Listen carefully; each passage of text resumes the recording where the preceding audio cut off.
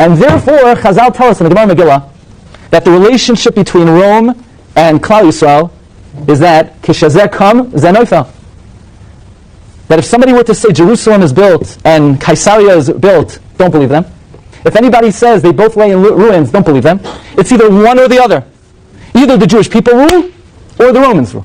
Because it's one melucha, it's one power. Never shall they both rule the world. EDOM, Rome. Who's Rome today? Italy. The United States is considered the spiritual heir of Rome. Western culture is the spiritual heir of EDOM of Rome. Yosef, who became Edom, who became the Roman Empire, which metamorphosed into the Christian Empire, which became Christian civilization, which is now represented by the United States of America, will suffer a crushing, humiliating defeat. Edom and Esau was called Edom, and his descendants were known as the nation of Edom. According to Chazal, Edom is the father of Rome, what would later become the Roman Empire. All the mountains are going to be full of blood, of the corpses of Edom, because of the vengeance that Hashem is going to take from them. It all started, of course, with Esau. Esau became Edom, which is a nation.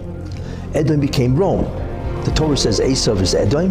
The Gemara says, the Talmud says, that Edom is Rome, Zuraymi. So Esau today is really Western civilization. It's the implacable enemy of the Jews. It's a morphing kingdom. It's unlike the previous kingdoms. It begins as Rome, and then it morphs, becomes Christian in the 4th century, and then it divides and divides and divides. So who's Edom? Edom includes most of Europe. It includes the United States of America. It's the Roman Empire that was never destroyed. But for those who don't understand that Italy is the seat of the Roman Empire of Edom, even though Edom is scattered, many other nations today that speak Latin languages that have something of the Roman Empire, including America.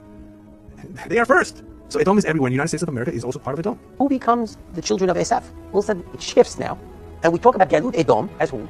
As Rome, and eventually Western civilization. The Edomites are the descendants of Edom, who is also known as Esau, Jacob's evil twin. Our tradition tells us that the Edomites are the ancestors of the Romans, and indeed of all Europeans and the entire Christian world. Rome is the last empire of the 4 empires that subjugated the Jewish people.